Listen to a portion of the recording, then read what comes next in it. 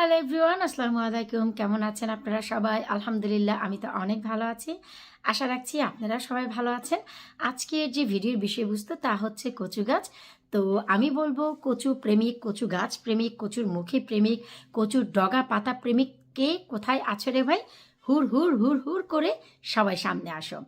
আজকের ভিডিওতে আমি আপনাদের সাথে শেয়ার করব যে আমার গার্ডেনে আপনারা সবাই জানেন যে যে পাশে আমার সেচি শাক রয়েছে, যেই বেতে হেলেঞ্চা বা মালঞ্চ যে নামই ডাকেন না কেন, সেখানে আমার কালো কচুর গাছ। তো আমাকে এত অজস্র প্রশ্ন করেছে এই সামার ভরে সবাই, এই কালো কচু গাছটি আমি কিভাবে রাখি। তাছাড়া কচু গাছ নিয়ে অনেকের অনেক বেশি প্রশ্ন যে উইন্টারে গাছগুলো কিভাবে রাখা হয়। এগুলো কি ঘরে এনে রাখি, বাইরে রাখলে কিভাবে রাখি, উপরে প্লাস্টিক দিয়ে রাখি। কেউ কেউ বলেছে 6 ইঞ্চি মাটির নিচে রাখতে, কচু কেটে তার উপরে 6 ইঞ্চি পরিমাণ মাটি দিয়ে রাখতে। কেউ এটা বলেছে, কেউ সেটা বলেছে, যে যার যার লাইফের অভিজ্ঞতা শেয়ার করেছে। তো আমি যেভাবে 2018 থেকে আমার এই বাহিরের কালো কচুটি রেখে এসেছি, আজ আমি আপনাদের সাথে সেটাই শেয়ার করব যে কিভাবে আমি কেটে রেখে দেই এবং কিভাবে এই কচুটি আমি প্রসেস করি। এই হচ্ছে আমার গার্ডেনের সেই কচু গাছ, যা হচ্ছে কালো ডগার কচু। অনেকে একে মিষ্টি কচু বলে, কেউ সুরমা কচু বলে, কেউ দস্তা কচু বলে, কেউ কাল কচু বলে। তবে অ্যাভারেজে যদি আমরা ধরতে যাই, এগুলোকে মিষ্টি কচুই বলা হয়। খেতে অজস্র অজস্র অজস্র মিষ্টি হয়, খুবই টেস্টি হয়। আর এই সেই জায়গা যে বেতে আমার সেচি শাক থাকে। তো সেই বের কর্নারে আমি এই যে কচু গাছ, এটি আমি 2018-তে লাগিয়েছি, 2023 পর্যন্ত আমি খেয়েই যাচ্ছি। আর এই যে দেখুন, পাতাটি এত বেশি বেশি বড় হয়, একটি পাতার নিচে একটি মানুষ অনায়াসে দাঁড়াতে পারবে। এই গত 5 দিন যাবৎ এক টানা অনেক অনেক অনেক বেশি ঝড় বৃষ্টি হয়েছিল। আর গতকালকে এত বেশি বৃষ্টি হয়েছিল যাকে বলা হয় শিলাবৃষ্টি। আমি চেষ্টা করব এই ভিডিওর শেষে একটি ক্লিপ অন্তত অ্যাড করতে, যে গতকালকে বৃষ্টির প্রবণতা কেমন ছিল। নভেম্বর মাস হলেও আজ কিন্তু ভাই একটু রোদ উঠেছে, তাই অনেক সময় ভালোও লাগে যে নভেম্বর মাসেও রোদ থাকে। তো ওভারঅল দেখাচ্ছি, বর্তমানে আমার গার্ডেনে কিন্তু কোনো প্রকারের কোনো গাছ নেই।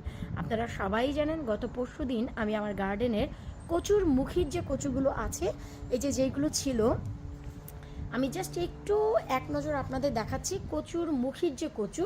এই যে দেখুন, আমি কিন্তু এগুলো গতকালকেই কেটে প্রসেস করে খেয়েছি এবং ডিপ ফ্রিজ করেছি। এই যে কেটে নিয়েছি, ঠিক এভাবেই আমি রেখে দিব। এখানে আমি কোনো প্রকারের মাটি 6 ইঞ্চি 7 ইঞ্চি কোনো প্রকারের কোনো কিছুই আমি দিব না। এই যে এখানে কিন্তু আমার দুটি কচুর মুখের কচু ছিল, এখান থেকে কিছুটা মুখিও চলে এসেছিল, কারণ কচুর মুখিটি অনেক উপরে উঠে গেছে। ঠিক এভাবেই কিন্তু আমি রাখি। আর এই যে বাকি যে জায়গা, রৌদ্রের কারণে একটু ঘোলাটে লাগছে, আমি ক্যামেরাটি একটু কাছে নিচ্ছি। এই যে দেখুন, লতিগুলো হচ্ছে, তো লতির কচু আমি খেয়েছি। এই যে এখানে কিন্তু কচুর মুখির কচুটি আমি নিয়ে নিয়েছি। আর এই উপরের যে অংশ, এটি কিন্তু সম্পূর্ণই কচু হয়েছে। এই যে দেখুন, এটি কিন্তু একেবারেই যে শোলা কচুর যে অংশ, মুখী কচুর থেকে যে বড় বড় মোটা মোটা মুখী হয়, এটি কিন্তু সেটি হয়েছে। এই যে দেখুন, তো আমি এখান থেকে কেটে নিয়েছি আলহামদুলিল্লাহ। আবার নেক্সট ইয়ার এই জায়গা থেকেই আবার হবে। তারপর এই যে একটু আমি নজর বুলাচ্ছি, দেখুন আমার গার্ডেনে কিন্তু কোনো শাক সবজি কিছুই নেই। ওই কর্নারে মানকচুটি আছে, ওটি আমি এবছর আর ঘরে নেব না, কারণ ঘরে কোনো জায়গা নেই। তো চলুন আমরা আমাদের মূল যে ভিডিও সেখানে চলে যাচ্ছি। তো এখন আমি এই যে গাছ, এই গাছটিকে কিভাবে রাখি, কিভাবে কাটি, আপনাদের সাথে শেয়ার করব। তো চলুন, আমি কিন্তু এই যে গাছটি দেখতে পাচ্ছেন, এই যে আমি দেখাচ্ছি, এই যে গাছ, এটি কিন্তু মাত্র ছোট ছোট হচ্ছে। এই যে, কিন্তু এখন যে ওয়েদার, এই গাছটি কিন্তু আর বাড়বে না। আপনারা যদি চান এই গাছটি রেখে দিতে পারেন, আরও কিছুদিন পর কাটতে পারেন। এত বেশি ঠান্ডা রে ভাই, এত বেশি বাতাস, যে আমার এখন আর কোনো কিছুই করতে ইচ্ছে হয় না। এখন আমি একবারে সবই কেটে নিয়ে নিব।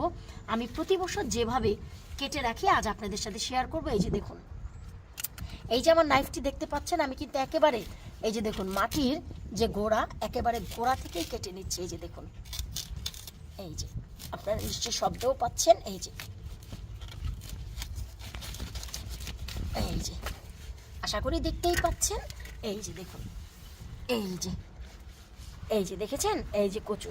তো এই যে কচু, ঠিক এইভাবেই আমি সবগুলো কচু আগে কেটে নেব। এই তো আমি কালো কচুগুলো কেটে নিয়েছি, আশা করি দেখতেই পাচ্ছেন কত চমৎকার লাগছে।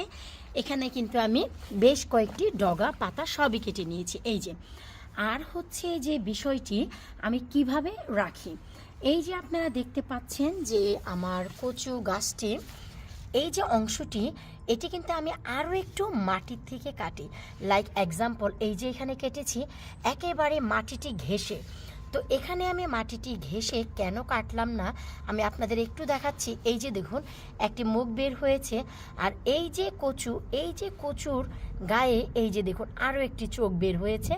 আবার এপাশ থেকে দেখুন এই যে আরও একটি গাছ বের হচ্ছে।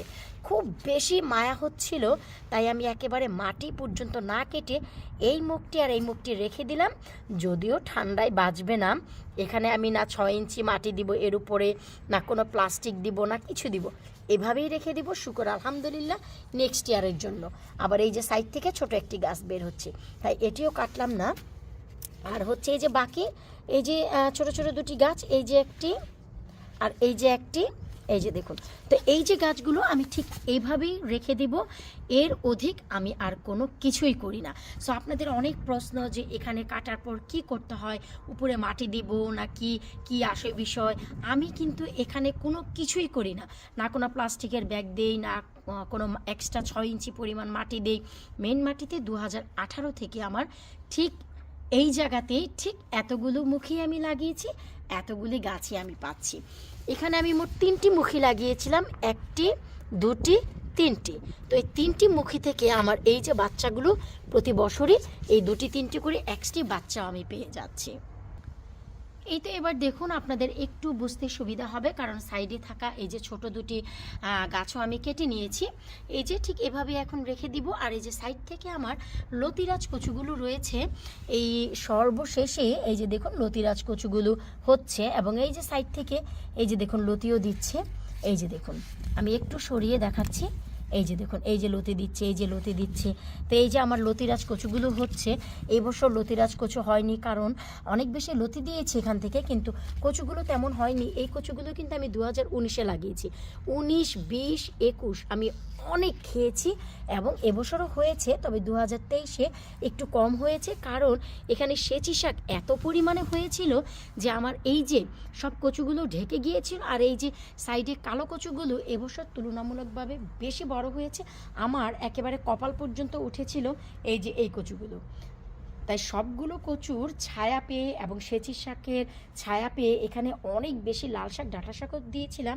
সব কিছুর জন্য ওভারঅল এই জায়গায় এই লতিরাজ কচুগুলো হয়নি, কিন্তু ভেতরে সব সুরক্ষিত আছে, যে কারণে লতিগুলো কিন্তু গাছগুলো কিন্তু এবছরও হয়েছে।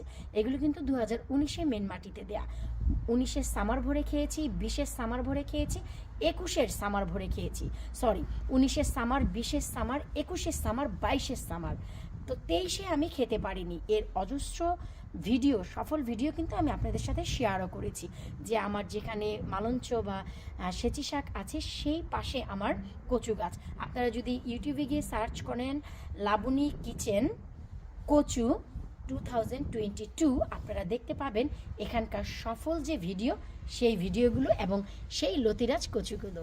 তো এখন হচ্ছে আমি এই সবগুলো কচু ভালো করে কেটে ধুয়ে পরিষ্কার করে প্রসেস করে ডিপ ফ্রিজ করব। এই তো কচুর ডগা পাতাগুলো আমি খুবই ভালো করে কেটে ধুয়ে পরিষ্কার করে সেদ্ধ করে নিচ্ছি। পাতাগুলোও নিয়ে নিচ্ছি, কারণ এগুলো হচ্ছে মিষ্টি কচু, তাই এগুলোর পাতা ডগা সবই খাওয়া যায়। শুধু তাই নয়, আমি কিন্তু লতিরাজ কচুর ডগা পাতাও খাই, কচুর মুখির ডগা পাতাও খাই। আর এটি তো মিষ্টি কচু ভাই, এগুলো যখন হবে একেবারে মোমের মতো গলে যাবে। অবশ্যই আমি ছবিগুলো আপনাদের সাথে শেয়ার করব। দেখলেন তো আমি কিভাবে আমার গার্ডেনের কালো কচুগুলো কেটে আনলাম, তারপরে এগুলোকে প্রসেস করে এগুলো যখন একেবারে সেদ্ধ হয়ে যাবে পানিটি ড্রেন করে একেবারে ঠান্ডা করে যে কোনো বক্স বা জিপলক ব্যাগে ভরে ডিপ ফ্রিজে রেখে দেবো উইন্টারে খাওয়ার জন্য। উইন্টার আর কি রে ভাই, নভেম্বর মাস চলছে আর উইন্টার কি, তার মানে হচ্ছে যখন আমার কোনো শাকসবজি থাকবে না ঘরে তখন খাবো, আগামী সামারের আগ পর্যন্ত। কারণ আগামী সামারের আগ পর্যন্ত আর কোনো শাকসবজি কিন্তু গার্ডেনে হবে না। তো ঠিক এইভাবে এভাবেই আমি কেটে রাখি। আমি ওইখানে কোনো 6 ইঞ্চি 10 ইঞ্চি পরিমাণ মাটিও দিই না, কম্পোস্টও দিই না। এখান থেকে আবার আলহামদুলিল্লাহ আল্লাহ পাক যদি চান নেক্সট ইয়ার হয়ে যাবে। সো 2018 থেকে আমার কিন্তু এই জার্নি। সো ভিডিওটি যেন আর বড় না হয়ে যায়, তাই আমি কচু কিভাবে প্রসেস করলাম সেই ভিডিওটি আর অ্যাড করছি না।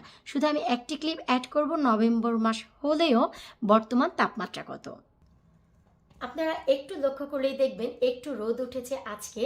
নভেম্বর মাস, আমার কনজারভেটরির তাপমাত্রা কিন্তু 31.8 ডিগ্রি সেলসিয়াস, তার মানে 31.8 ডিগ্রি সেলসিয়াস। সো এই তাপমাত্রায় আপনারা যে কোনো ধরনের গাছ এই কনজারভেটরিতে বানাতে পারবেন। এত বড় সড়ো কনজারভেটরি হলেও আমি কিন্তু অনেক বেশি গাছ এবার করছি না। আমি সবগুলো উইন্ডো সেলে মোটামুটি খালি রাখছি, শুধু আমার আমেনা বুড়ির জন্য। কারণ আমি যদি সব উইন্ডো সেলে গাছ রাখি, আমেনা বুড়ি এগুলোকে হট্টগোল করবে, আর রোদ ওঠার কারণে একটু ফগিও লাগছে। তো যাই হোক, এই হচ্ছে ভাই কনজারভেটরি। তো দেখলেন তো, এই 31-32 ডিগ্রি তাপমাত্রা নভেম্বর হোক বা ডিসেম্বর হোক আমার এই কনজারভেটরিতে থাকেই থাকে হর হামেশা, যদি একটু রোদ ওঠে। সো এই ঘরে আপনারা যে কোনো ধরনের গাছপালা লাগাতে পারেন। শুধু আমি করছি না আমিনাবুরির জন্য, এবছর প্রতি বছরে কিন্তু আমি আমার কনজারভেটরিতে কিন্তু একেবারে পুরো শীত গাছ রাখি, যেমন কি মরিচের গাছ, তারপরে হচ্ছে পুঁই শাকের গাছ এবছরও আছে, পুঁই শাক, নাগামরিচের গাছ, কালো মরিচের গাছ এবং লতিরাজ কচু। তো যাই হোক, ভিডিওটিতে বিদায় নিচ্ছি আজকের মতন। পরবর্তী ভিডিও নিয়ে আবারও হাজির হয়ে যাব। আল্লাহ হাফেজ। বাহিরে কত বৃষ্টি আজকে, দেখো ঝুমা বৃষ্টি হচ্ছে। এই যে দেখো, শুধু এখানে, ও মাই গুডনেস, হিলস্টন শিলা বৃষ্টি হচ্ছে। দেখো শত শত শিলা, দেখো আমেনা আমেনা আমেনা হিলস্টন হচ্ছে। দেখো দেখো হিলস্টন, ওই যে দেখো দেখো, ও আল্লাহ হিলস্টন। এই হিলস্টনে আমরা কিভাবে এই শিলার ভিতরে গাছপালা বাঁচিয়ে রাখবো আপনারাই বলেন, সবাই বলেন। ওরে কি অবস্থা বৃষ্টি। জি ও নো, এই যে আমাদের আমেনা বুড়ি গো।